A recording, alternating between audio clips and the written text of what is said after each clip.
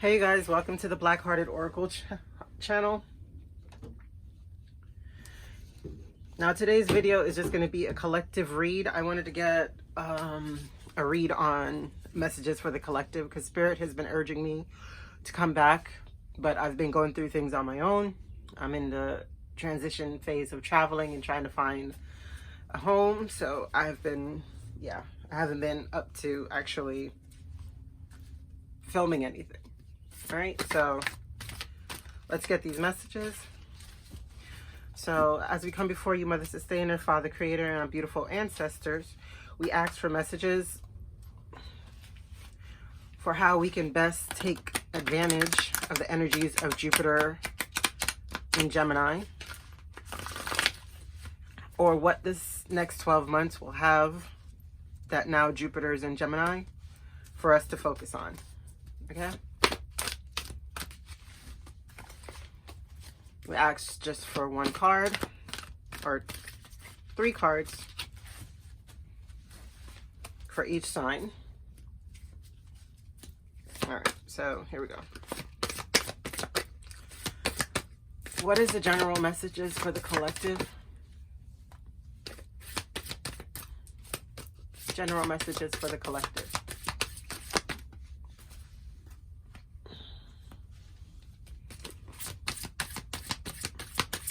General messages for the collective. Thank you. Now, I do not read these cards in reverse because general messages for the collective. Because this is a double deck, 2 different decks, and they're very, what they say is what they mean. All right, there we go. That's it. Now, at the bottom of the deck, we have Forbidden. So we'll get to see what that is about. Okay, I want to make sure you guys can see these.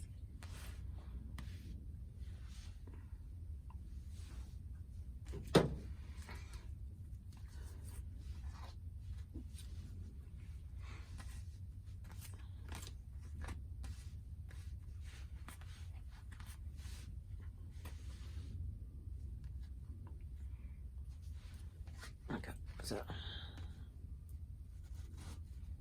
you can go over a little bit. Trying to organize it so it's good on the camera.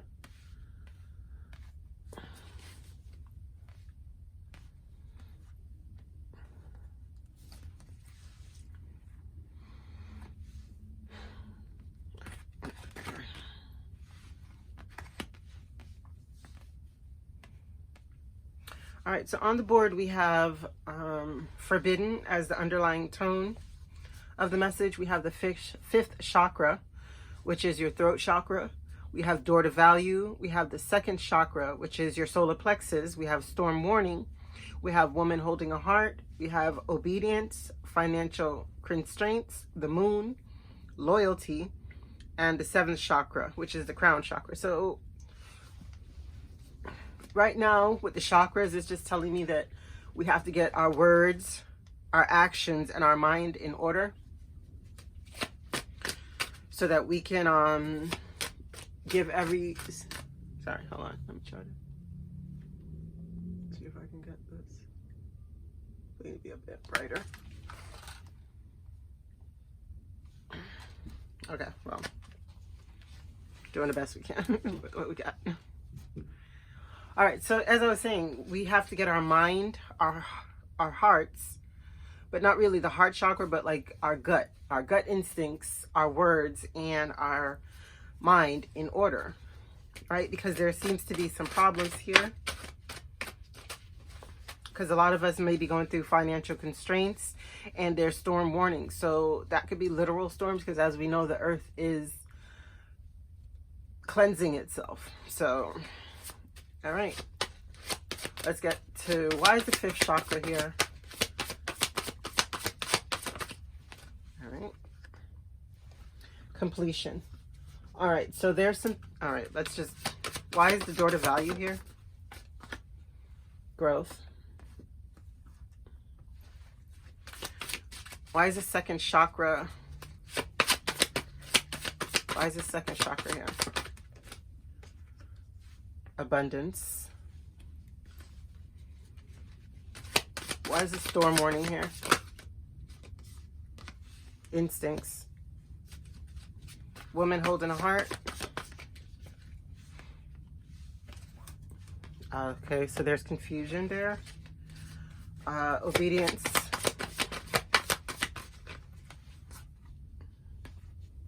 Perceptions. Financial constraints. Why is the financial constraints here? Why is the financial constraints here? Joy. Okay. The moon. Complacency.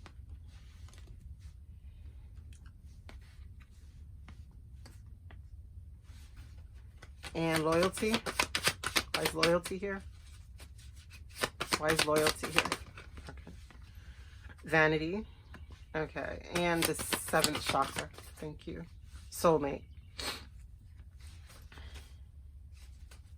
And at the bottom of the deck, it calls for balance. Right? So we're just going to get a little bit more into it. But what I'm seeing so far is that there's words that needs to be spoken that would bring a completion and also like a rebirth to what's going on in your life. But a lot of us were not speaking these things because I guess some of us are scared to complete it. But the door to value is going to have to be through the growth, that after you do speak these words and you start a new cycle of completion, then the door to value comes through the growth. But you can't grow if you're always holding on to the stagnant energies. So something has to be completed, and it's something that has to be said, right? Because there's abundance here again, but it comes with us following our gut instincts. Because this image is about a man who is complaining, like he dropped a coin down the drain, and he goes into this spiral of drinking and being in despair and never letting go. So he doesn't realize that, with the girl, she now drops the coin and she fashions something to get the coin out because she wants to buy a house. So it's just following your instincts. And it's here again too with the storm warning, which goes hand in hand with this abundance card. It's like, follow your instincts so you can find your safe haven out of these storms that are coming. Like, right now is not a time to be questioning yourself. Like, you can't be stuck like this man questioning yourself whether you're doing the right thing or not, or how you're going to make it through. You have to figure out a way, and you could do that by following your gut instincts, right? But a lot of us were in a state of confusion because we're focused more on a romantic side of things instead of following our instincts and going through the proper path, right? Because we're being obedient. Obedience to the perception of things that we see, which, as I said, it goes right back to this. It's like how you see things is how you're going to get your reward. And your reward could be a pile of shit or it could be a pile of gold. That's up to you. That your perception rules that, right? And it's saying, even if you're having financial constraints, please try to find the joy in the little things so that your energy will swift.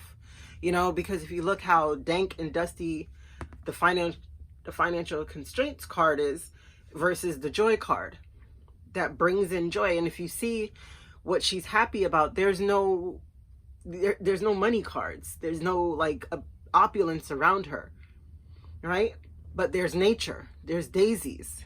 So they're telling you, like, refocus your energies on other things and try to be in a state of joy. Because, this is a full moon cycle, and they're telling you within the next full moon cycle, your complacency has to come to an end. Because you may not be realizing that you're keeping yourself stuck because you're complacent in what you're not doing or what you are doing.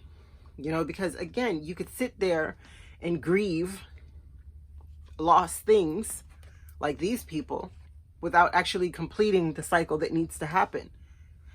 And so you'll be stuck in cycles where the full moon comes and gives you the opportunity, because this is a 50 on the card. So that's also a sign of change, because 5 stands for change, right? So we can sit there in complacency and not realize that the full moon is giving you a opportunity to cast away the things that you do not, that are no longer serving you and that you don't want. And then also with the 33 card and vanity, right? It says loyalty. Be loyal to your joy. Because if you can see, they're almost the exact same flowers. So you have to learn to be loyal to yourself, your dreams, and what you're trying to bring into the world. Because this is a master number of 33, right? But a lot of us are getting caught up in vanity, and we're loyal to the things that we perceive that makes us vain, right? But the 7th chakra is also telling us here that a higher self, a higher mind is needed, because a lot of us could be going through soulmate situations that needs to change.